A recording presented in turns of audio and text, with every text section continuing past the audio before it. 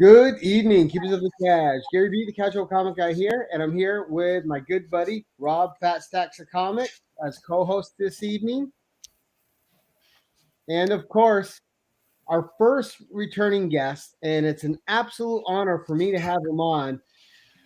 I loved the first interview with this guy, and he felt like an old friend the moment we had him on and spoke to him, and it was just a great time. Please help me welcome in Jason Douglas, the author of the sold out book Parallel. Jason, give us a quick introduction, buddy. How are you, sir? I'm doing well, gentlemen. Thank you for having me on. Thank you for having me back. It is quite the honor. First repeat guest, first repeat guest. Come on. You don't do better than that. This is lovely. You kicked our show off, man, and it's been rocking since then. We've had a growing fan base. We're even up for a comic YouTube award with this show. Oh, no kidding. That's fantastic. Congratulations. So who knew? It's all your fault. Oh, right. Yeah. You did this. You made Gary award eligible. I apologize, question mark? Right. Very good. Now I have to do more shows. So before we get going, we have new people that have found our channel, obviously, and that watch this show, and people that have never heard of your book, Parallel. Now, we're all quite familiar with it. Rob's new to this book, but if you could please, and I'm just going to make myself big a second to show it. There you go. If you could please give us a quick synopsis for the people who are new to your book and what the book personally means to you. Sure, absolutely. So you are looking at a 64-page one-shot graphic novel written by me, my very first script, my very first comic, Parallel. As Gary said, absolutely sold out in the world. There are no copies left on planet Earth, which is kind of amazing and this like long-term goal I had, and I can't believe that it actually happened. Twice nominated for Ringo Awards, Best Writer and Best Single Issue or Story. So two of the big ones. And that was a big kind of gravy on the top of this whole process. So we're looking at kind of a dark sci-fi twisted tale, kind of in the vein of Black Mirror, if that's familiar to any of the listeners and viewers, that basically begs the question of the reader. What price would you pay for a second chance at all the dreams you thought you left behind forever? And it's a story about Landon, who in his early 20s gives up on his dreams of a career in music, right? Sets them aside, dreams deferred, the thing that so many of us do at a certain age, because at that age, we have all the time in the world, or at least believe we do. And he does that thing that so many of us do where he like wakes up about 10 years later, having what the kids are calling the quarter life crisis, right? Existential dread about time passing, the anxiety and depression that comes with it. And for Landon, his manifests in hearing voices and seeing visions of a parallel version of himself reaching out and offering him that second chance that he thought was gone forever. Unfortunately for Landon, it's probably not in his best interest mentally and physically in the here and now to pay that price. It gets pretty dark and hairy in the second half. The stakes get pretty high, and the crescendos of tension kind of get their hooks in you when you get to that second half of the book.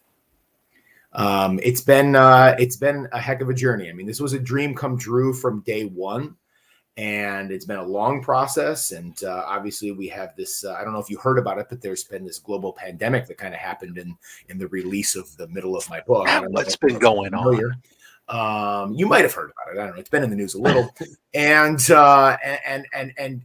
just put a very different twist on this journey that I think we're going to talk about a little bit here. But it's been magical from day one.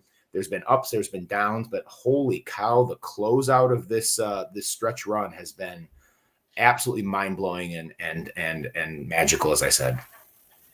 And I think one of the best things about the book too is something that is prevalent in all books that transcend what they are when they start out is the marriage of the writing with the right creative team. Like the art met your writing perfectly, and the visual storytelling became just as important in a lot of the panels. Well, I think I'm sure that we talked about this the first time I was on, but I got really, really lucky in getting hooked up with Adam Ferris, the artist on this book, because I wrote the first half of it like in a bubble, right? This was before I was associated and attached with SourcePoint. This was before an artist exists. This is before the first half of this book. I wrote the first 32 pages of the script kind of like very much on my own without a thought about what would come next, if anything. It was the story that I had to tell. But the second half of the book, once I signed the contract, once they hooked me up with Adam, I got to kind of live that. It's almost cliched, but I truly believe it, that author kind of fantasy of writing for an artist that you knew what they could do. And the second half of the book was always going to be dark and twisted in the crescendo of tension that I mentioned earlier. But I think it's actually a little bit darker and a little bit more ambiguous, and the tension is ratcheted up a little bit more because I knew what Adam was capable of through like sample pages and stuff that he sent me and some of the first pages that he sent me. And being able to work with an artist and collaborate with somebody that you complement each other so well was kind of one of the highlights and most amazing parts of this entire process.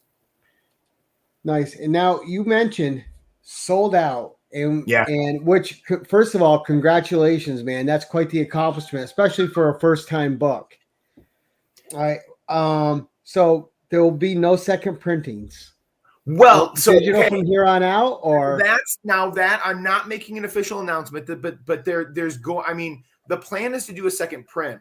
But what's kind of cool and interesting is it's not like one of those right on the heels thing. It's not going to be, 2 months later, the second print, and it's literally the only difference is, maybe a slightly different color hue on the cover or something in the cover that says second print. So it's going to be a bit more of a deluxe experience, and it's actually a ways off. So we're going to talk about, it's going to blow up about 30, 40 pages. And nice. The back matter will explode. There will be bonuses galore.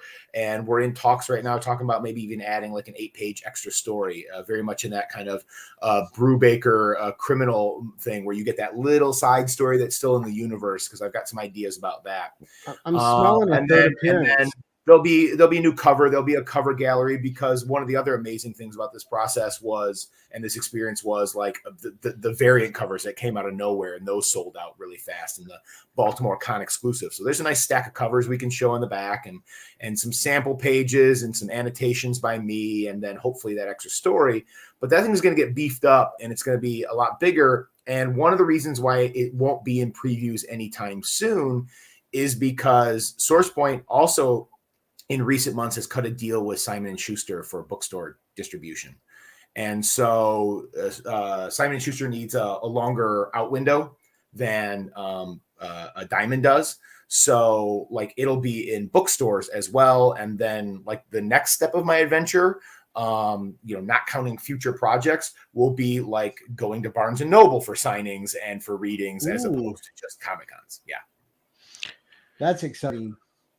But it's important to note, yes, that even though it's sold out and this other is so far away and it can't talk, we don't know yet. If you want to read this, though, you can purchase the PDF version. Yeah, from the website. Yes, and the link is below. So yes, you can go and for a very, I mean, like the original book was ridiculously reasonably priced, right? I mean, it's 64 pages, a lot of story. One of the biggest cost of a regular DC book these days. One of the biggest compliments I ever got was the rereadability of it. Like you want to get to the end, you want to start over again because you interpret it differently because of all the ambiguity. And it was all, I mean, the price point on that thing was $7. It was $6.99.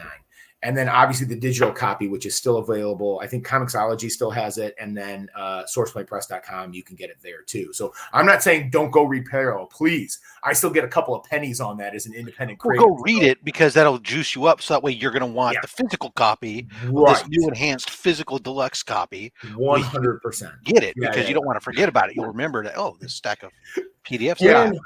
Gary and I were talking before we went on air that like, this is a very different interview for me because it's less promotional than the, are you ready for this, 75 that I did over the 18 months of promoting this book before this. You did something right, apparently.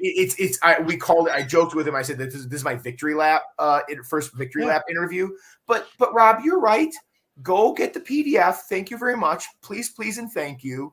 It's very reasonable. And you know, if my pitch interests you at all, like go read it. It's a good book. And the link is in the description below to buy it from SourcePoint. That is included. I have it in there. But there is still a way. There is one physical copy still available because I bought some, and I do have one extra copy that I was saving for the next time you were on the show.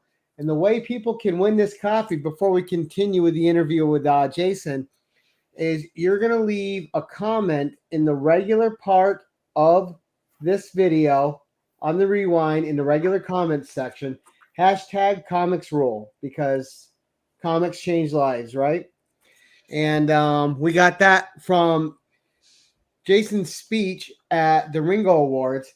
And I want you to talk about that speech. And first of all, what comics meant to your class and when you started out teaching and what you solved and just that whole experience, because that was a wonderful speech. And I would like you to share a bit of that with the audience tonight.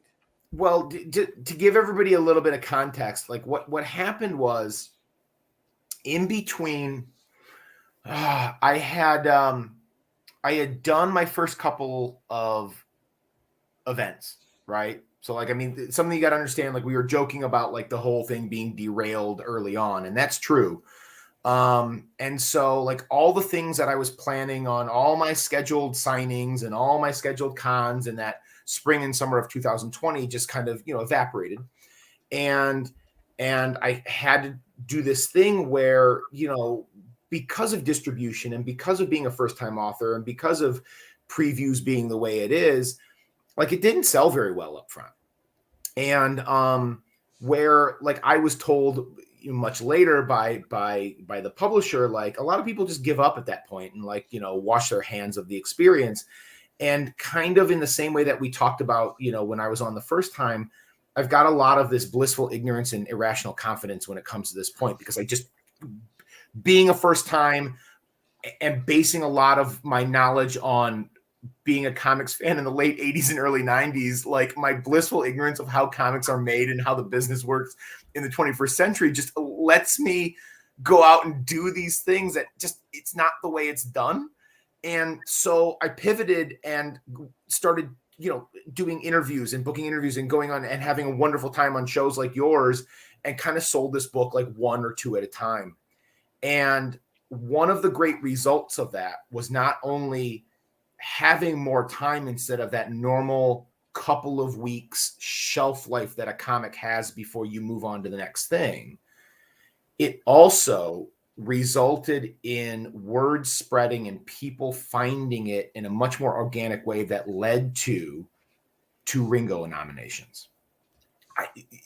You could have knocked me over when the news came. I had just done a one-day event at a Detroit book fair, and I had just done Astronomicon in Ann Arbor, Michigan, which is not really even a Comic Con, and had done really well selling the book there. And I was preparing to go to Motor City, which was supposed to be my first con back in May of 2020. And I was going to do that, and then I was going to do a couple other small cons and just see what we could do with how many of our books we had left. And I'm on vacation with my family the last week before I had to go back to school and set up my classroom and get ready for this school year. And terrible reception where I was. Some messages are coming through on the phone, some are not. And there's like this congratulatory text that's just like, hey, way to go on the nominations. And I couldn't tell you what they were talking about. And suddenly there's these two Ringos, right? And, you know, one of the most prestigious national awards for comic books. And I get the message on this, and I'm looking at the nominations, and it's like, oh my God, it's me and the dude who writes Batman. You know what I mean? It's just like, what is this? And you know, like within a couple hours, Travis McIntyre, the co-founder and president and editor-in-chief of SourcePoint, is like, so we should probably find out a way to get you to Baltimore, huh? And I'm like, I guess so. And in my talking to the people who organized that show, and emailing back and forth and telling them, you know, my story, and the first thing that I wanted to do was reach out to them and let them know how much these nominations meant to me because of a personal connection I have with who the Ringos are named after. And that's Mike Wieringo, the late great creator of many wonderful titles, including his creator-owned masterpiece, Telos, which I'll tell you about in a minute. And they put me on the guest list. I'm one of the featured guests there. I'm looking on the Baltimore screen, and there's like my name and then Garth Ennis's two names afterwards, and I almost fainted from that. That's not even that's me electronically in proximity to one of my heroes on a website, and I'm having like hot flashes. And they basically said, okay, we don't know what form exactly yet the award ceremony is going to take place because the 2021s were virtual. We don't think it's necessarily going to be that, but it's not going to be full back to industry and then tickets for fans and things like that. But we're not quite sure where it's going to be yet. But we really like this story, and we'd like to find a way for you to tell it. Okay, and that's what Gary was hinting at. But basically, up to the last moment, they had their guest lists of big name creators who were going to be presenters and were going to do whatever they were going to do on stage. And one of the organizers basically said, look, I know what your day job is. I know you spend, 7 hours a day convincing 14-year-olds that grammar is not boring. I know you can talk. You are on deck, and there's a possibility that X, Y, and Z might play out a certain way, and we're going to need you to step up. The call might be at the last minute. That doesn't freak you out. I'm like, I will be fine. And I was at Baltimore on Friday. Ceremony is Saturday night. I'm going because I'm nominated. I'm, sitting at the Source Point table. I'm going to get a nice free dinner, and then I'm going to lose to the guy who writes Batman gracefully. I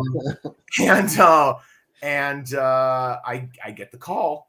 And they're like, you are presenting the first 5 awards, and we need you to tell your story on stage.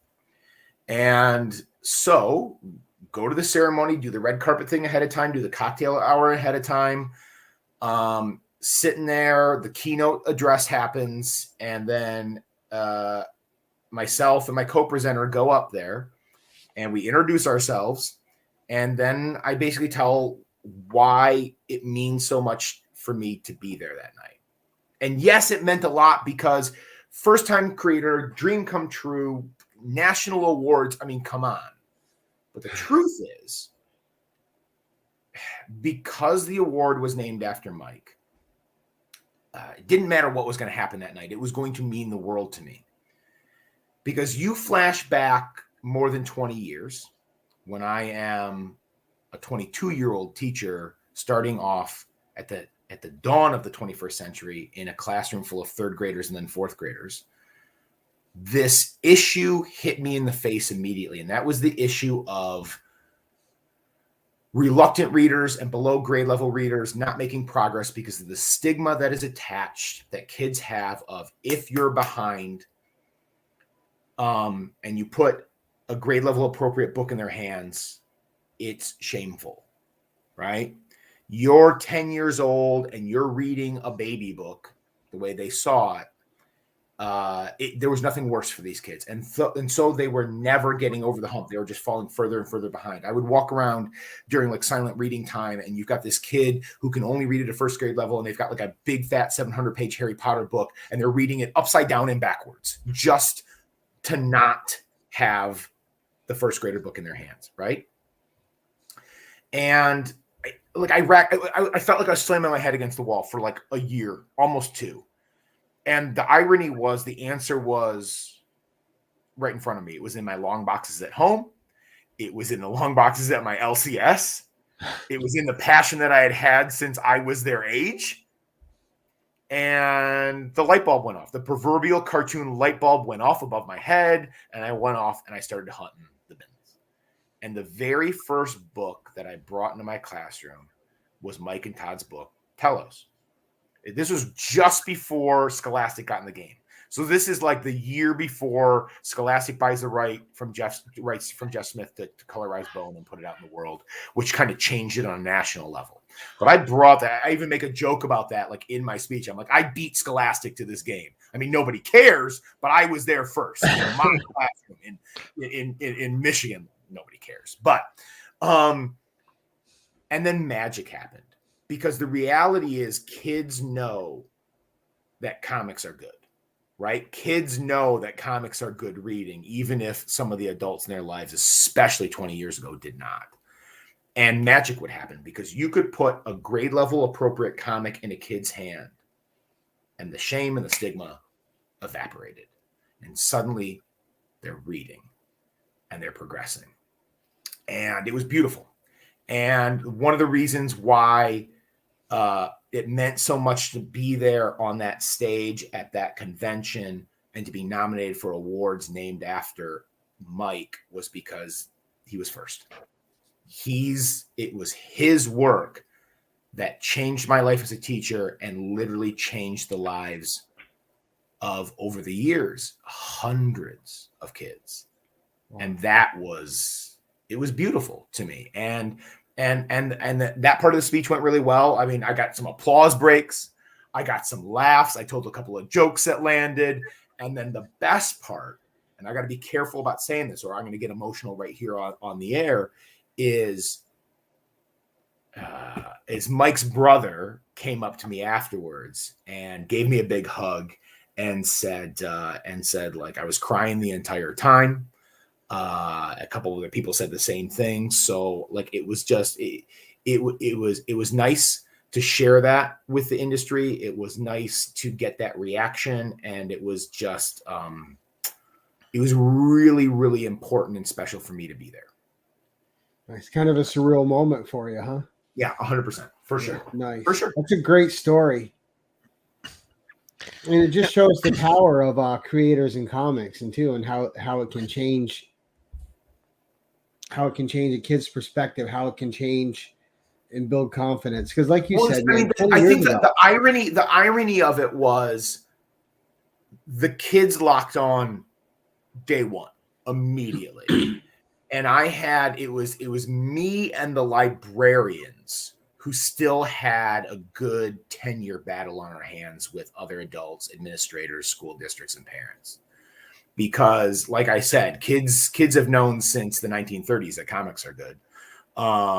It's the rest of the world that starts to have a problem with is it literature or not. And I remember at like parent-teacher conferences. Or is it corrupting the kids? Well, I found, there's that, right? And it's not real, whatever misconception is in their head. I found this study online fairly early on, early 2000s. It came out of North Carolina, out of Chapel Hill. And now the way I'm going to relate this is going to make me sound like an idiot, but like they strapped a bunch of kids to what's the brainwave machine? There you go. That sounds scientific. Is that whichever it goes blip, blip, blip, whatever. Yeah, we got it. Whichever like 3-letter, whatever it is. Okay. And what they found was the results were very, very clear. Your brain, so they're like testing kids reading prose, they're testing kids reading a comic. And what they noticed was it was different parts of the brain following the prose story or the words and following the visual storyline, right? The narrative and the pictograph reading. And what that meant was their brains were literally working almost twice as hard and at twice the capacity when they're reading a comic. And it's just like, sorry guys, math. Sorry, parents who's saying I don't want my kid reading that. Sorry, math, you're wrong. Comprehension levels higher too, because you can fill in parts that you don't understand from what the visual aspects as well. Right. I mean, that's why when my son, this is how I got back into comics. My son was in the grade school, and he didn't like to read and was all this challenge. And let's go to the comic book store. You like Star Wars? Great. Let's go get all the Star Wars comics you want. What else do you like? You want Iron Man? Great. Here you go. Well, it was funny because the world of straight up prose and even learn to read books didn't have a solution to my problem. Like something exists in the print world for every single level of reading, right? Including non-readers, right? Including emerging readers. But there's nothing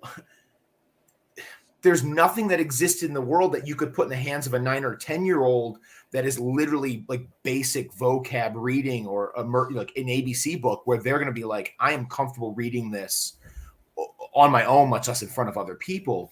And yet there's a book that like Top Shelf put out back in those days called Owly by this guy, Andy Rutten, who it's the visual storyline, but all the word balloons are nothing but pictographs. It's all like emoticons, or I don't really know the word for it, but like if Owly was expressing something, if he's expressing love, it's the word balloon and a heart in it, right?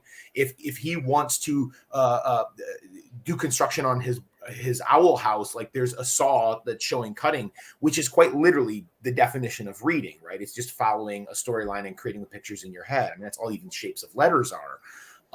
But you put that in front of a 9-year-old who's still reading at a pre-primer, pre-kindergarten level. Guess what? They're fine. And they're doing the job that, Dick and Jane did 2 generations earlier, but without the shame attached. So yeah, comics are magic. And there's mathematical proof now. 100%. So we talked about your book being a sellout. Yeah. We didn't talk how it feels for you to be the author of a sold out book. Oh, dude, it was so cool because it was like this weird, unrealistic goal that I had. And there were so many things stacked against it, I think. And so at Baltimore, I did my first panel ever. Okay. And I got to sit down and I went into the panel room with Travis and we talked to people and answered questions. But what kind of happened as a learning curve for me at that panel is I got to hear the other side of my journey, of my story from the boss's perspective. Right. So like, I knew how to tell you about what I did and what I went through and what my goals and my hopes and dreams and my ups and downs for those 18 months were. Like, I know how to tell that story. I've been telling it incrementally since day one and adding to it each day that goes by. What I hadn't heard is it from the publisher's perspective. And what I learned on that day was how unlikely this journey was. From the way I sold the book in a very non-21st century way, the way we built the book in a very non-21st century way, the money they invested in me, as opposed to the way 21st century comics are made, which is either through Kickstarter or self-funding money up front. I mean, all that stuff down to how this book ended up selling. Like I said, it did not do great numbers out of the gate from previews, right? In fact, one of the mind-blowing things that I learned at that panel that Travis told me was, because of the way I pivoted and went for the grassroots interview process too, like sell 1 or 2 at a time, right? Going on shows like yours. They ended up to meet demand on the website of like the 3 people from this show and the 4 people from that show who ordered the book. They ended up having to go to comic stores and buying copies back. So like the stores who, because they were Source Point Press stores or something like that, or I reached out to that store and they bought 10 copies and then nobody went to comic shops for 18 months. Those 10 copies were still out there. And SourcePoint ended up going back and buying back copies from stores to meet the demand here. And I always had this weird goal of like selling out this book. And I think some of the people at the higher level, the publisher level, were kind of like placating me and then rolling their eyes behind my back, especially early on when the numbers looked like that was not going to happen. But I just kept on going. I just kept on going because I didn't know that maybe you weren't supposed to. I don't know. And then what happened was we got to this point this past summer where in August, when I sold as many copies as I did in Ann Arbor at Astronomicon, and I had been kind of keeping a very rough count as I went along, right? Like I come off of your show, Gary, back when we did that. And a couple people reached out and they're like, oh, yeah. Where do I get it? Can I get it? And I'm like, well, that's probably like 2 or 3 more, right? Or whatever it was. And I kind of had this very rough idea that I think we're about 100 copies left. And this was knowing that I was going to go to Motor City. And I'm reaching out to Josh, the art director, another co-founder of SourcePoint, going, can we get a count on this? Because I think we got to be close to 100. And I sold 100 at this one. I can probably do it again. And then if that's done, like, what do we, what comes next? What do we do? And they were kind of like, oh, no, it's fine. There's probably a ton left, blah, blah, blah. And I was pretty sure there wasn't. And it ended up that there was only 57 left. And wow. And that's what we took to Motor City. And I sold that out in like a few hours. And luckily, like the flag was put up the flagpole that, hey, we're at this point early enough that Josh Warner comes in and saves the day and goes, you know what we're doing? So this is all happening at the same time as Baltimore is getting announced and the awards are getting announced. You know what we're doing? Is we're doing a con exclusive. Now, I'd already done a couple of these variants had shown up, and that was amazing. But those are like store exclusives, and those they don't get run by you. That just happens. They go out in the world. Monetarily, it doesn't do anything for me, but it's the fanboy in me is like, variants. Like, oh, cool. That's the foil cover of the early 90s for me. You know what I mean? Right. And so that was awesome. On your book. Yeah. This is a con exclusive. This is a Baltimore con exclusive. It's got the Ringo stamp on it. We're only going to do 100, and they're going to be more expensive, and there's going to be a fancy cover, and we're taking those to Baltimore with us, and that's what you're going to sell. And so like that suddenly happens, and it's a whole nother layer to the experience, and it's a whole nother thing for me to geek out over and go, I can't believe this is happening. So we took 100 of those to Baltimore, and I sold those out, and of course was terrified. I think Digger Jim's in this. Isn't he in the chat here? That dude got one of them. Yeah, nice. He was there. Hey, buddy. Yeah, it was pretty amazing. And now the coolest thing about that exclusive. Now I don't know if you've got a picture of it, but I got one for myself. So those things are gone. I got one for me. I'll show it to you.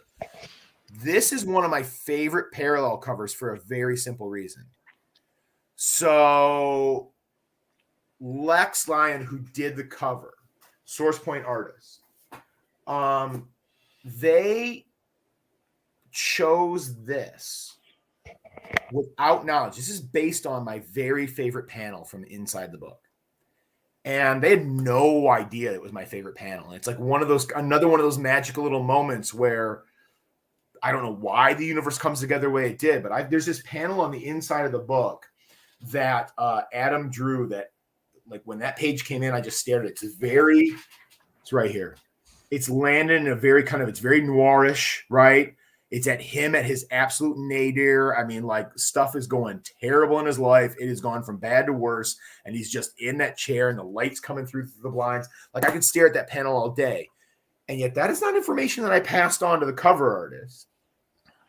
And then suddenly that's inspired the cover, but it's the other lantern on the cover looking kind of sinister with that kind of mercurial smile there on his lips. And I was like, oh boy, this is going to happen. And so that's what we took to Baltimore, sold out of that sucker.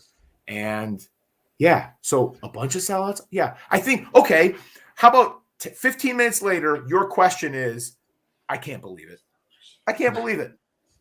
It was my goal. I said it out loud, and yet did I really? I am the most amazing true blue pessimist you've ever met that can still put like a little gloss on the top. So I'm like, yeah, I'm going to try to, and my goal is to sell it out. Did I believe it for a second? Oh my God, no. So it's been amazing. Nice. Let's get to the meeting your heroes part of the journey. Then we'll get back to the book some more. Tell us about meeting some of your heroes and how that was for you. Now that these heroes that you grew up reading, now you're a peer with them. How did that was the most surreal part. I think the luckiest thing that happened was that Baltimore was my first travel con. Okay. So this event where I'm literally there as a nominee, as a guest, like there's a swag bag waiting for me at check-in with Baltimore crab Utz chips. I mean, come on. There was a picture online of me like chewing on crab chips and taking a bite out of my pro con pads like it was made out of gold. Like I was swimming in it. But I think the best part was because it was travel and because I was not going to check bags, right? I'm just doing carry on.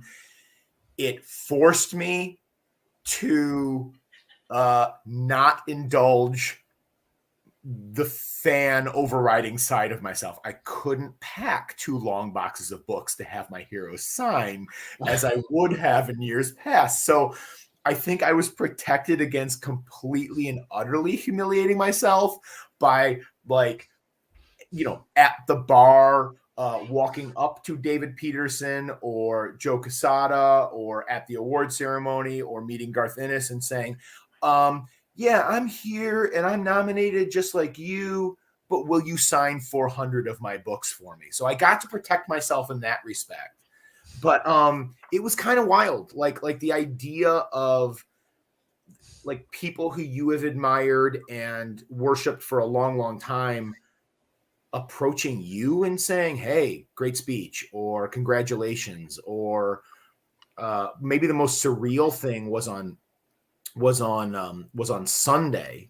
So the book is sold out. The awards had happened the night before, and I'm kind of hanging out at the Source Point table, before my flight home, and like creators that I admire were coming to see me.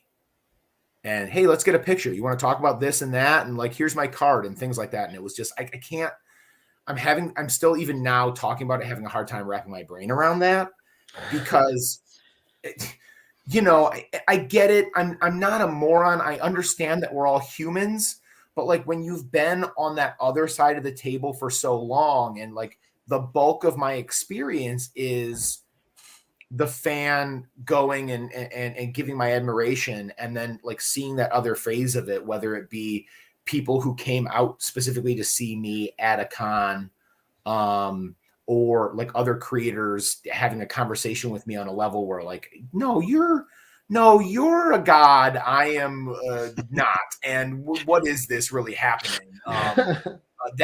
Again, like I'm saying, like, dude, it's a little surreal. It's a little hard to wrap my brain around, but I tried really, really hard not to embarrass myself. How about that? And has this journey changed your like day to day? Oh my God, no, my kids and wife still don't care. I got home late that Sunday night from Baltimore and I still had laundry to do. So no. Paper's still the grade. Oh, Rob. Okay, the most embarrassing thing I'm going to tell you guys tonight. So here I am living this dream experience, right? I like fly into my first, travel con. I am a guest of the show. I'm going to be presenting at the Ringo Awards. I am nominated. I'm going to get a fantastic free dinner. And what am I doing instead of like going out and hanging out after the awards? You're in the hotel room grading papers. You know it. I was grading essays Thursday night. It is the teacher's life. And Friday night. Now Saturday, I indulged. I went to the after party and I hung out. First of all, I hung out until like 2:30 in the morning, which I have not done in a long time. I was fried for the next few days, but you better believe I went back to the hotel room on Thursday and Friday night and graded papers. Yep. People are like, we're going out, right? We're going to go to this cool Baltimore dinner place. I'm like, no, I got to read 8th graders' essays. No. I think there's still some Utz chips in my room. That's what I'm doing. See ya. Right, your sad trombone all over the place those first 2 nights. Here, why don't you guys help me out? Tinian, why don't you read a few of these? Grade them. Yeah, no kidding. Right. Yeah, Tom King did not. I talked with Tom King for a while. He did not grade any of my essays. I don't know what happened. Bastard. I know. How dare he? He could have drawn. They could have drawn a little remark on him instead of a grade. Joe Quesada was like, "Let me sign your program, but I'm not doing your essays. Sorry, buddy." Nobody wants to read those. Nope. That's amazing. Well, that's the thing, right? We all have this other world that we do. Like for Rob and I, it's YouTube. No one in our life cares about that we're on YouTube or that we talk to cool people like you, creators, or other people, or that we've made this hobby something we love and built it up, and it's something that becomes precious to us. Speak And for then you get yourself, home, Gary. My Romanian team likes me. right? But you get home, and the first thing out of my kid's mouth is, "What's for dinner?" Right. Oh, reality's hitting me. Okay, I'll let Dad go cook. I literally walk in the door and I'm like, have those dishes been in the sink for 3 days? Yes. Okay. No to yell at them. I guess that's what I'm doing tonight. Right. Yeah.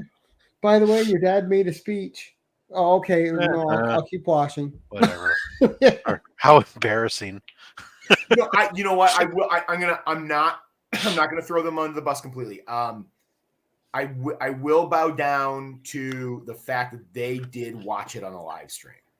And I got a picture. I'm like at the table and I look down the text and there's a bunch of kids lined up on a couch, like watching it like an award show, the way I used to watch the Oscars. And I was like, oh, well, that's actually pretty cool. Now, the shot was from behind, so theoretically they were probably all on their phones and not actually watching the screen, but the illusion was complete, and I choose to believe it. That's right. Ignorance is bliss. You better believe it is. Now, how was it? How was it actually being a presenter? Like, did you sweat it out your first time you went up there to present an award to someone? I mean, yes or no, but no. Okay. On the one hand, I've got a lot of speaking in front of people experience. I mean, literally my job, 7 hours a day, 5 days a week, 40 weeks a year is talking in front of people. So the public speaking aspect isn't the problem. I've given a lot of different kinds of speeches for different things over the years. I used to be on the stage and I've been in plays where I'm the lead and I've got 500 lines. Like that is a process. Now, having said that, lots of experience. Do I still get stage fright? Am I still ridiculously nervous until the minute it starts? Oh my God, yes. I personally believe that if you're not terrified and ready to crawl in a hole before you go and do something, perform like that, I think you're doing it wrong. Right. Once it begins, I'm fine. And you can't see that, right? I mean, that's that's just survival instinct in front of teenagers, right? You show fear up there, they're going to tear you apart. So I don't care how nervous I am on the first day of school. I look like the boss. And that's the acting part of it too, right? So was I nervous going up there? Absolutely. Did I know that once my mouth started open that it would go the way it would? Yeah, absolutely. That's something I do. Right. But you don't really see me before I walk up on stage. I'm sitting in the little getting ready chairs on the side, like the on deck circle. And if you had the camera on me there, my eyes would have probably been like this, and it probably would have looked like that. And then I'm on stage and I'm like, hello. I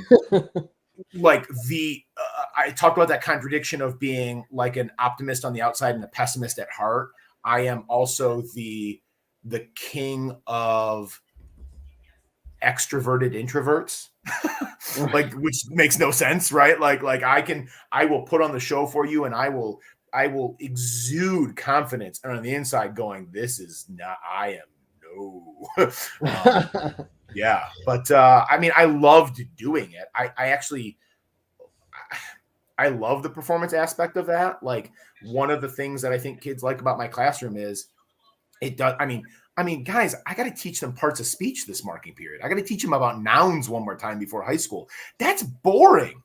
And I really take a lot of pride in bringing the energy to that and trying to make it as fun as I can. So give me an opportunity. I am going to be terrified. I'm going to be scared, but give me an opportunity to entertain a bunch of people. And as long as it's on my terms, I'm all about it. Now, serious question from the audience from Taylor Winder, because we all noticed your MST3K shirt, which most of us are big fans of. He wants to know who your favorite host is. So let's have a fun question in here. Okay, this is, well, I mean, I was favorite watching episode back in the day. So I'm on board for the first two. Okay.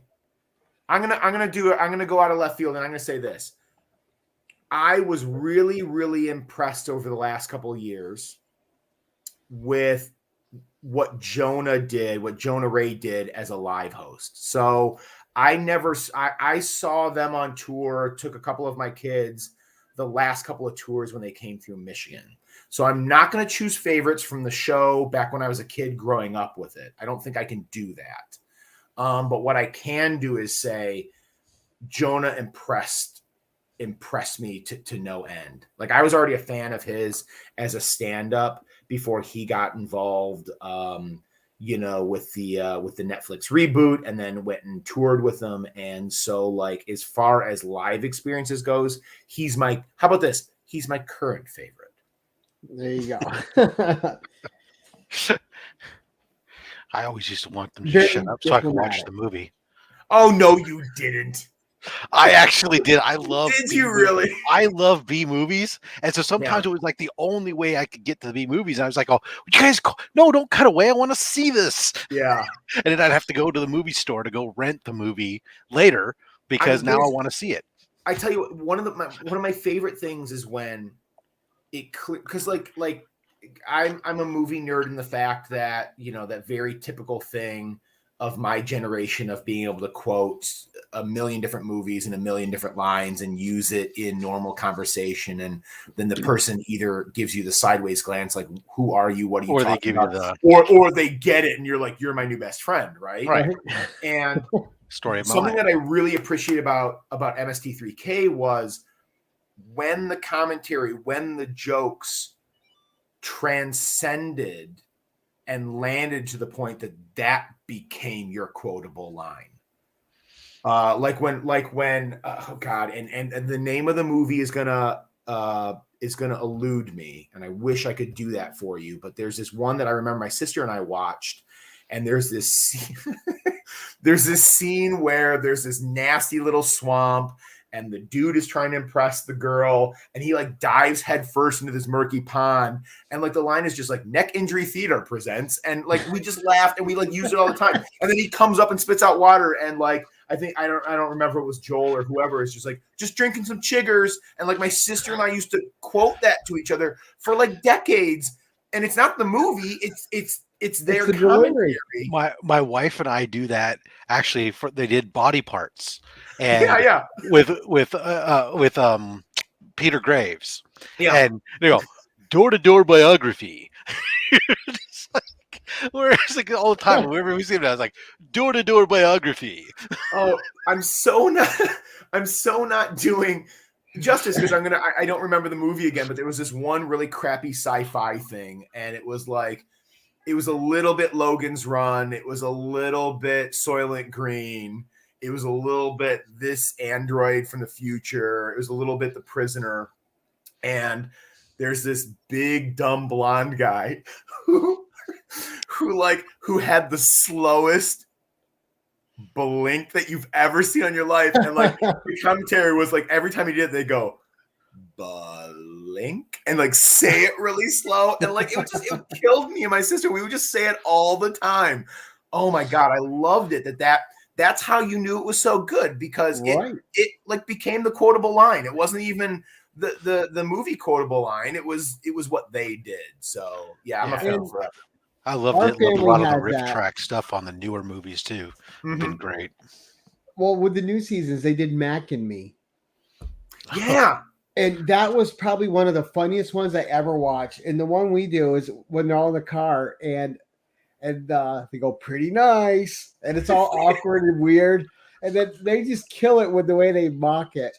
Uh-huh. But I can't even think about it without giggling. But it's just so funny. And the thing is, that's like brilliant comedy writing, because they spend a lot of time going through these and picking this out. I'm sure there's some people that think they just do it off kilter, and they may here or there. And that's like, as somebody who would rehearse the crap out of a play and then perform it for a couple of months, right, and try to make it feel fresh every single night. As somebody whose day job is to my seventh hour's got to believe that joke that I told is new for them, and I didn't tell in second hour and third hour and fourth hour, and there's a skill to that that I really appreciated, especially when I went to see the guys live a couple of times, going, oh my God, this feels real. This feels in the moment, but it's all written. That timing is something they've perfected over, Right. touring a movie Right. for months. And the ability to make it feel fresh every night was like, oh, I appreciate it actually on that level. Yeah, there's a talent to it. It's just that people don't for see. Sure. So, all right, we went off kilter. We had a little fun. Let's get back to just at the con on the floor, actually interacting with people that are fans of your book. Now you're interacting from the other's perspective. You're the author now. You're not the fan going up. You have fans coming up to you. How is that for you actually on the ground level, just shaking people's hands, signing books for people that the book impacted? So and did you grade any of the books? Sorry. Throw you off. Well, I was about to answer seriously because something that happened at Motor City that was another one of those like first time. Something that's been really cool about this from day one is it's just like first experience after first experience after first experience, right? Like every time I thought I ran out of this will be the first time I experience this, like something new pops up, right? Like the variants caught me off guard in the middle of it. At Motor City on day one, I snuck over there after school, Friday after school, just to check it out. I was only planning to be on there Saturday. I knew I only had the 57 books. And I snuck over there Friday night, and I was practicing my pitch, and I talked to a few people. And I sold a couple of books to a couple of young, lovely people, a couple of young, lovely human beings. And I'm like, oh, I always ask if you want it signed, right? Because I never ask if you want it personalized, but I always ask if you want it signed because sometimes, if it's a variant or something like that, some people don't want it gunked up. And they said no.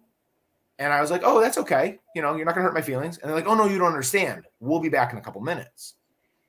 And they bought the books and they walked away and they came back with the CGC guy. Oh. And I'm like, signature. Oh, boys, more nervous to put pen to cover than I was before I got up on stage for the Ringo Awards in front of the comics industry. Because I was like, I do not want to jack this up. Like, do you need to be standing here? Do you? Okay. Ooh, like, can you see? Can you get a good angle? Like, I don't want to. Oh my God! And that was like, whoa. So that's what I thought of when you said grading books, and I was like, yeah, it happened, and it was mind blowing. They gave it a 9.8. You gave it an A+. It's all good. Right. Yeah. I put F. I don't know. Or do we have a gold star? The yellow label's going to come back with a question mark because I put an F-. Check your spelling on the cover, and I don't know if that's going to work instead of my signature. We'll see. We'll see. Better luck next time. Yeah, we'll see in 6 months when CGC gets it back to them. You're optimistic. That was an unfair dig. I can't believe I did that. But Gary, to answer your question. Across the progression of, again, talking about me being new at stuff, I've only done these 4 events, right? It started off like a book fair, not a comic book thing, one day. It went to a convention, but not a comic convention, just a few dealers there and us. It went to Motor City. It went to Baltimore. And what I noticed was this slow progression of who I was interacting with and how I was interacting with them slowly changing, okay? And what I mean by that was, especially at Detroit Book Festival and Astronomicon, it was almost 100%, except for a couple people who like, oh, we'll swing by because we're local and we like you and whatever, we're supporting you. It was the sell. It was the pitch, right? It was me practicing those skills and connecting with people and selling the book. And then I started to see the shift at Motor City a little bit, and then really saw it at Baltimore, where the percentage of people who didn't need to be pitched, the percentage of people like my pal Digger Jim there who were literally coming to see me. And that is humbling. That is something else entirely. Now, as much as that kind of blew my mind, I think Gary and I were talking about this before we went on the air. Like, I made up my mind a long time ago about who I was going to be now that I'm on the other side of this table. And in the same way that I learned and formulated the core of who I was going to be as a teacher before I ever set foot in a classroom by absorbing the things that I liked about my teachers and the things that I didn't. My CT, my cooperating teachers when I was a student teacher, what I liked about it, what I didn't like about it, and then deciding who I was going to be when I interacted with kids and when I interacted with parents. I was already formulating who I was going to be on that side of the table as I was a fan at cons in years previous. And certainly in the run up, this extra 18 months that I had before I got to go do my first con. Again, I don't know. Did you guys hear about it? The world shut down for a while. Anyway. I wonder what I've been doing here. Yeah, when I saw your pictures with your mask on, I'm like, oh, I'm like his smile's all covered up. He can't show all his excitement, but at least you got expressive eyes. But like that idea of like the shaking hands, and whether it's a pitch and connecting to you through however we're going to talk about this, and if you stay long enough to hear what I've got to say, and then we talk about you and your likes and your interests, and you ask me questions, whether it's that or whether you came to see me, like I'm never going to big time anybody. People who reach out to me on Instagram know that for a fact. Like I may have told you guys this last time, but like I can't tell you how many times somebody like DMs me on Instagram and they're like, "Oh, I know you're really busy. I just have a really quick question. Do you have a moment?"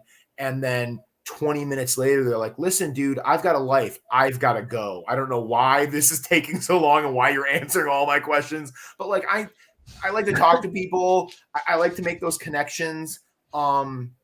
I know that when I was on the fan side of the table, that the creators that I met, that no matter what kind of day they were having, no matter where they were in their headspace, that they still gave me the time of day, probably more attention and kindness and generosity of conversation or signatures or whatever than I deserved. Those are the ones that stick with me, right? I met Bernie Wrightson once.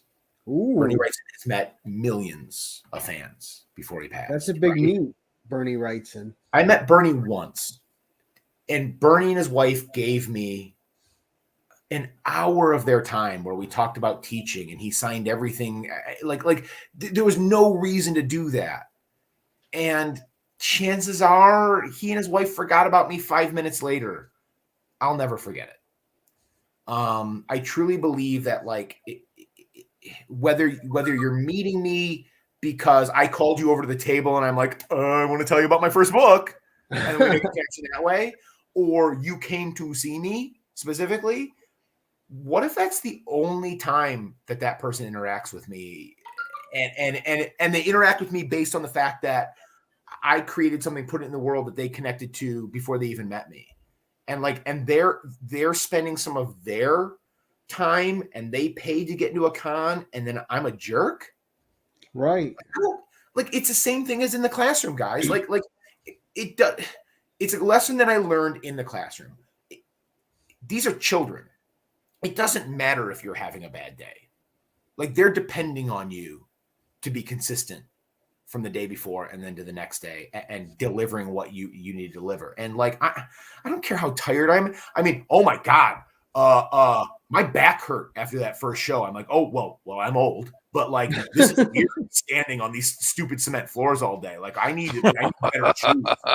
And it doesn't matter though. It doesn't matter that I had like a mind melting, splitting headache, like late Saturday at Motor City Con. It doesn't matter.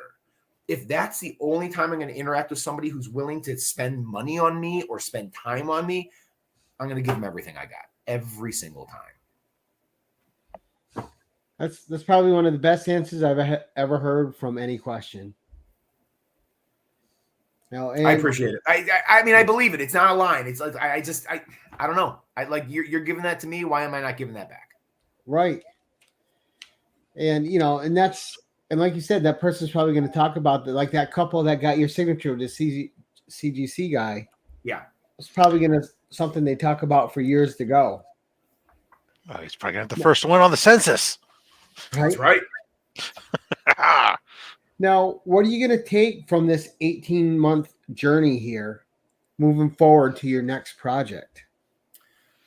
Well, I mean, hopefully I will be less annoying to the people above me in the organization than I was this first time around, because I loaded them up with questions like I was 10 years old, 12 years old the entire time, because I just didn't know anything. So a little more experience, and hopefully less long emails full of questions, as if I'm like speaking like, and how do I do this? And how do I do this? And how do this? Like, you're a middle-aged man. Why don't you know anything? I'm sorry. So hopefully a little bit less of that. Definitely, a different level of knowledge, different level of experience. But I'm hoping the same level of enthusiasm and the same level of almost, I mean, innocence is the wrong word, but there's I truly believe there's I love it. I love comics. And so there's like a little bit of purity behind when I'm excited, it's like, I'm excited. And what I've noticed with some of the things that are coming up, and some things that are not quite set in stone yet, and some opportunities that are coming, I am personally noticing that I'm just as excited and just as passionate, if not more so, than I was even before. Because now that you've had that taste, it's like, oh, I want to keep on going. Nice. Very cool. Now, there's something I did want to ask you, because there's obviously a future in comics for you. Mm-hmm. But is that future still paired with Source Point Press? Because you guys seem like a great pairing, like peanut butter and chocolate. I mean, it seems like they've done right by you and you've done right by them. So, I mean, obviously, the second print, which we got to get working on pretty soon here, would obviously be through them. They are being pitched on my next full big project. There's some other things that are possibly in the works. I mean, that doesn't mean that that I'm not willing to or available to freelance anywhere under the sun. I mean, that's something I would like to do too, because as much as like I'm excited about my next project and very passionate about it, like when you are responsible for the creation of a world, a universe, even just a very personal story from soup to nuts, from top to bottom, when it's all coming out of your head, that's a different kind of level of exhaustion and process. Whereas, like, if I've got a certain amount of skill to craft a story, but it's somebody else's IP, that I have no snobbish a position where I'm like, I'm not willing to do that. So, if Marvel or DC just hit me up over Instagram or over email over the next couple of days because they're listening in to the show, I'm not saying no. I'll consider their offer. So this is where Gary has inadvertently actually set you up for my usual question. Yes. Okay. So Marvel and DC both hear about this and both go, that's the dude who got nominated for that Ringo Award and killed it at con. We need to get him. So they each come to you and say, hey, Jason, you can have your pick of any of our books, any of our properties. But you can only pick one from either Marvel or DC. What property would you like to write, and what would you like to change about that property? I am way too much of a coward. Yeah. I am way too much of a coward to pick what I would want to pick. No. You're infallible. You can pick anything you want. Everyone's going to love it. Sorry, I cannot play that thought experiment. I mean, I would want Sandman and I would want X-Men, and I would probably say no if they offered, because my love of it, I couldn't. I no matter what I thought I could do, I'd be like, I am not setting foot there and ruining it. However, having said that, I've actually answered this question before, and it actually goes against something that you just said. I would want a Wolverine one shot. Mm-hmm. Old school, we're talking about, and this would be, I would not change a thing because I would want to write the old school Wolverine one shot, separated from continuity, separated from the X-Men. All the We're baggage. talking about up north somewhere. There's a bar involved. He's there. He's got his hat pulled down. There's a bar fight. He doesn't want to get involved. There's probably a bear in the woods or something that's killing people, and the hunters are bad, and he's going to get involved. He doesn't like the way they're treating the animals, and that's why he gets in the bar fight. And there's probably, unfortunately, a bunch of people that Sabretooth comes in and kills that he cares about. I want to do that story and just stretch my legs with whatever I can do, but in a very comfortable thing that I loved as a kid. Right. Cool. Separate from all the baggage. Yes, absolutely. That's great. Awesome. Now let's do another fun question because it's Okay. fun getting your personalization on stuff. You get to cameo in any superhero movie you want, a Stan Lee style cameo. Oh, and God. whether this movie's been made or it's a movie that might be in the future, what movie would you want to cameo in and it just be a presence in? I think, okay. Off the top of my head, here's my answer. I think what I'm going to do is I'm going to inadvertently ruin Guardians of the Galaxy 2, and I will be inserted in the Cat Stevens Yondu funeral scene at the end, weeping uncontrollably like I do every time I watch the movie. My kids look at me and roll their eyes because I can't get it. I turned 40 and I cry at commercials. And the end of Guardians 2, I weep like a baby every single time. So I think what you do is you literally just insert me as the character weeping openly at that scene and probably derail the entire Very, very loudly, right? Yeah. Oh yeah. Where everyone's lit. Right. Oh my like God. Will Ferrell cried, right? Yeah, like Baby Groot and I are having a moment here. What are you doing, dude? Come on, get control. Yeah. Yeah, That's awesome. where I'm going. That's awesome. Right. Yeah, I think that kids do it to us when I was we have just going to say kids. that, Rob. Is when movies and certain things. I mean, especially if it's anything to do with kids Dude, or parent figures. Not that this is probably a surprise to anybody, but like end of Endgame. Mm-hmm. When Happy's on the bench with Tony's daughter.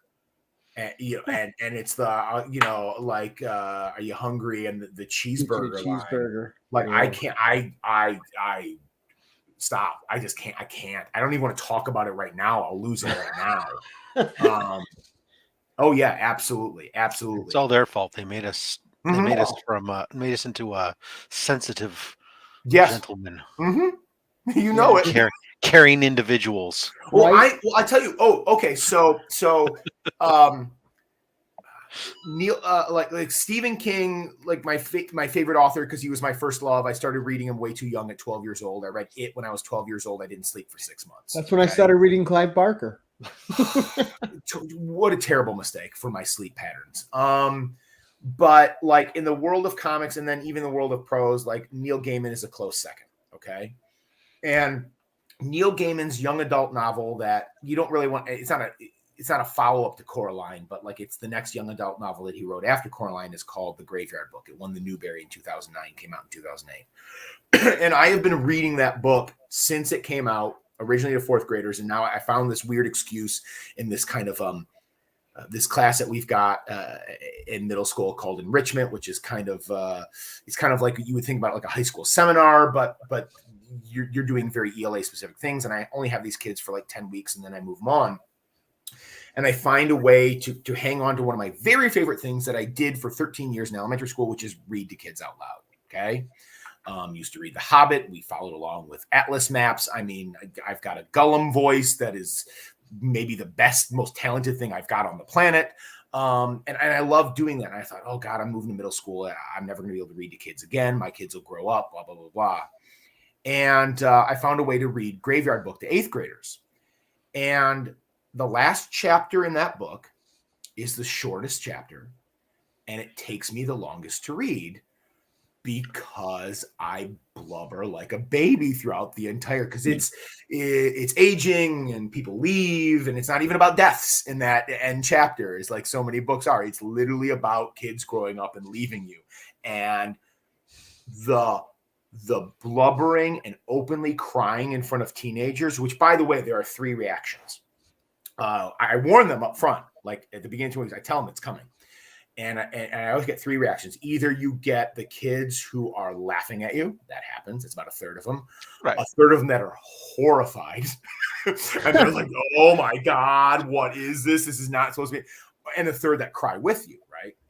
And it's getting worse every year, because as my kids are getting older, and I've, got a high schooler, and okay, I'm going to be careful how I talk about this. In a couple of years, he's going to leave me. And like that last chapter, like, gets harder and harder to read. Gets Rob, too real. Exact same reason that you're talking about. Like it's everything you've ever wanted, and it's like literally the worst thing that's ever going to happen to you. Yep.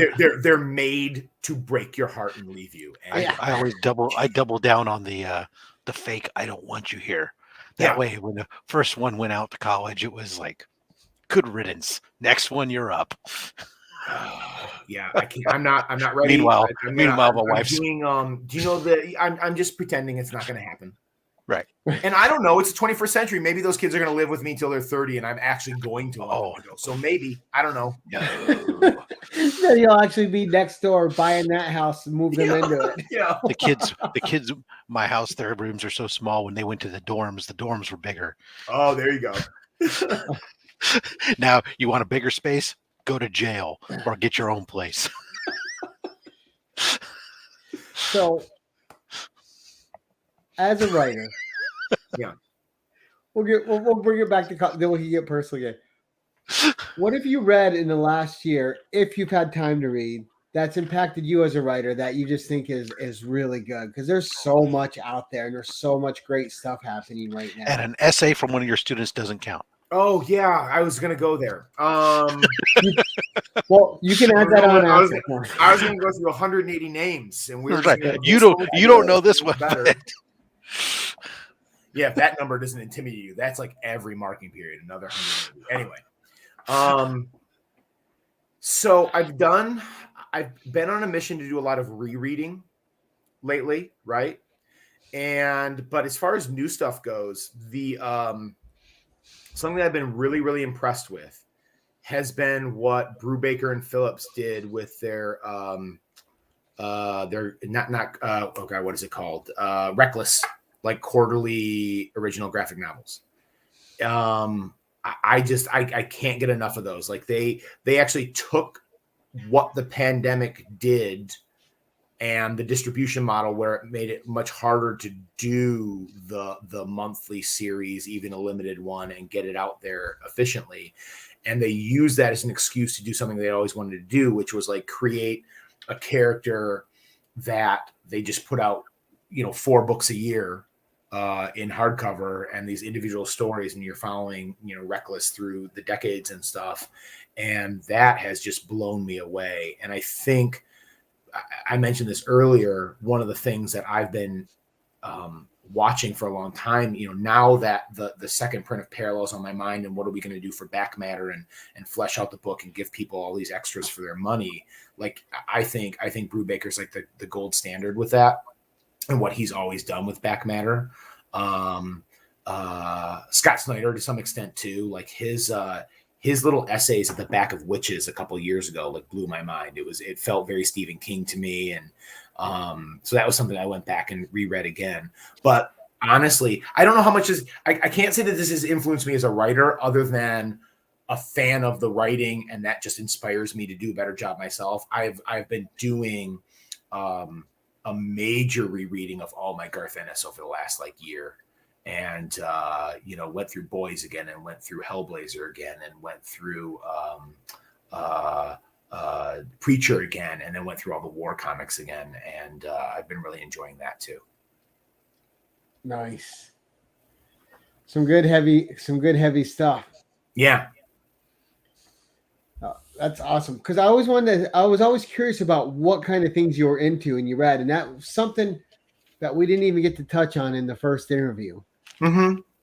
So A lot. Like I'm also right now reading by Mike Duncan. I'm reading a biography of the Marquis de Lafayette. So like I'm usually reading like 3 things at once. I just read I just read a fellow Ringo nominee's book about the first decade of the Grateful Dead. Like like I've got my want list. I got to go to dig through long boxes like my wish list, my need list, whatever you want to call it.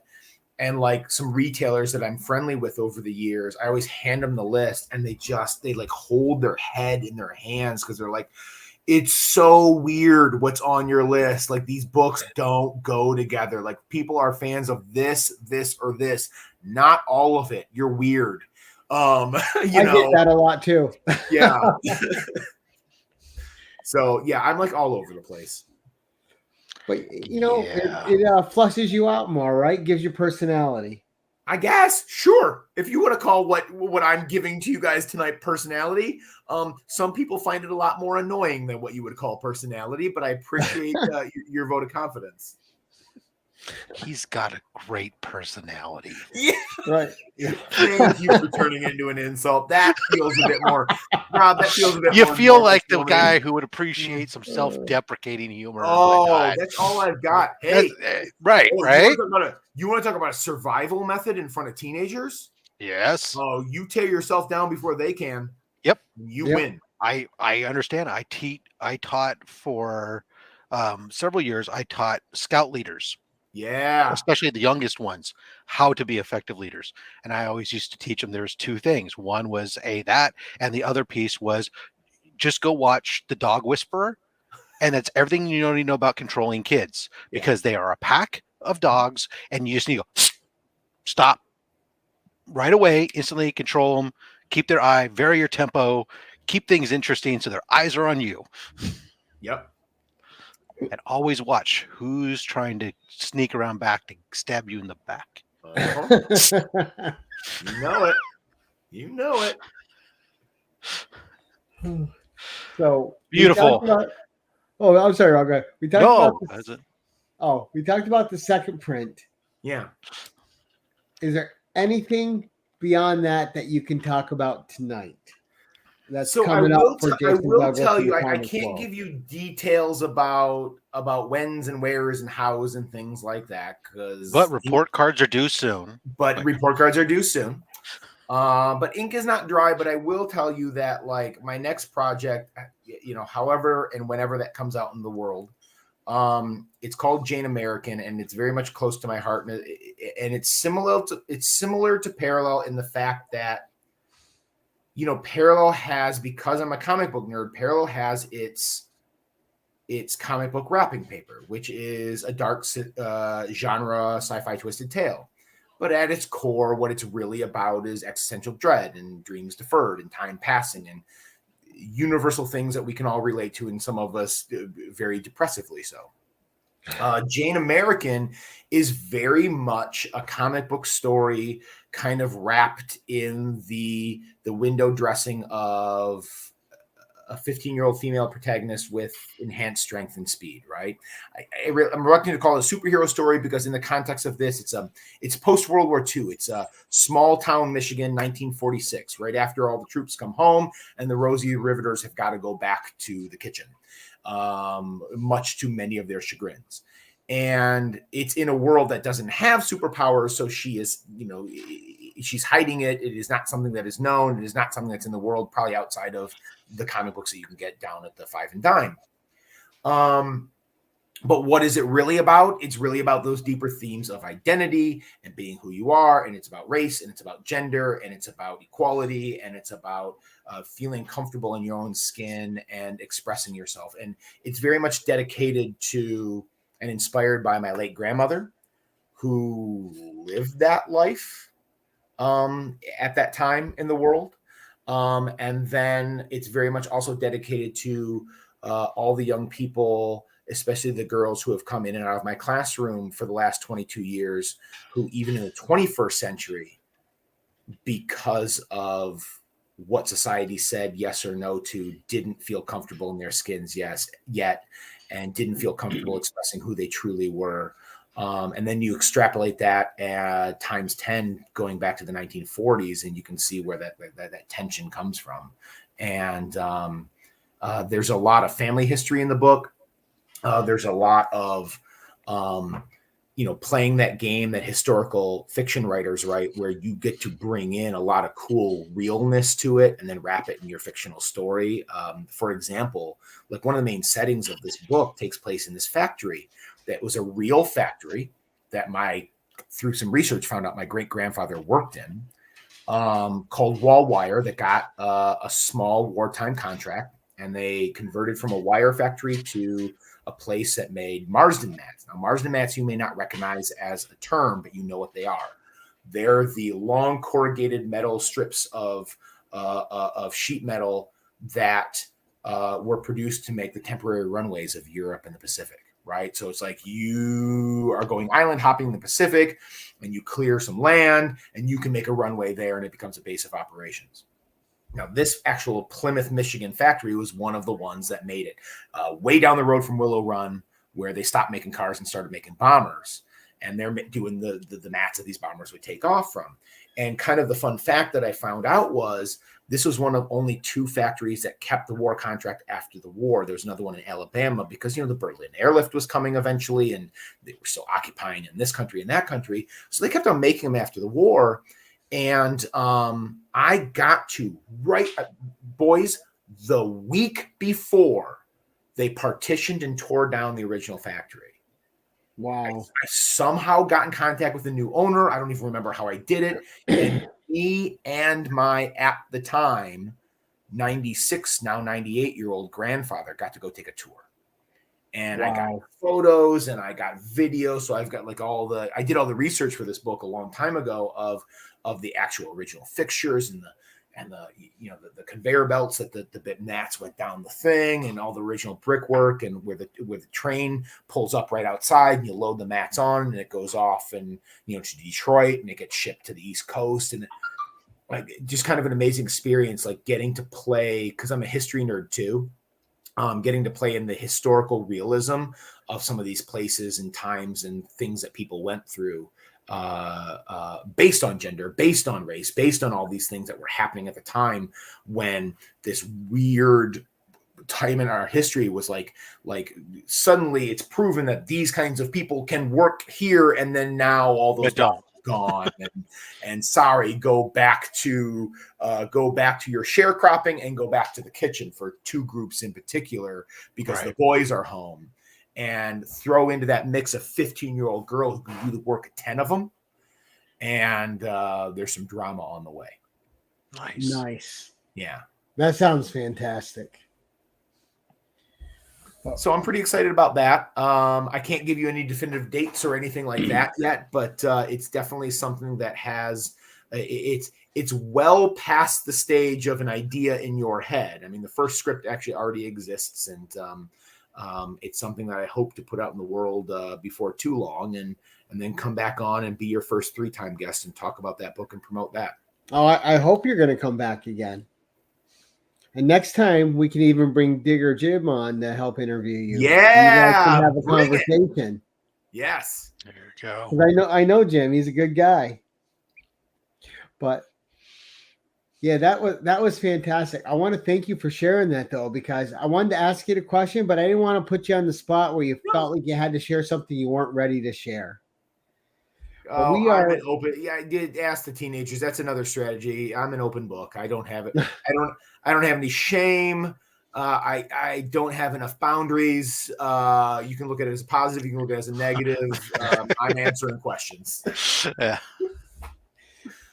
So before we close it up for the night, we've gone about an hour and a half. Was there anything else that you wanted to share about what's been going on with you with our audience before we close it up? I am. Yeah. Okay. Here's a weird way to end it. I'm really tired. Like I'm exhausted. And, part of that is this process. Part of that is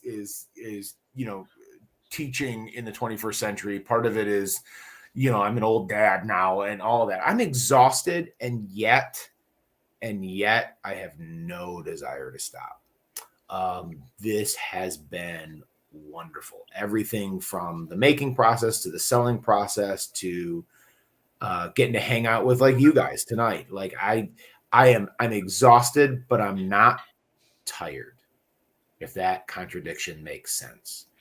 And I have It does. I have a family and apparently a fan base and apparently, receptive people just in the community in general who will listen and take a chance on a first time comic book author to thank for all of that. So thank you to everybody here. Thank you to you guys.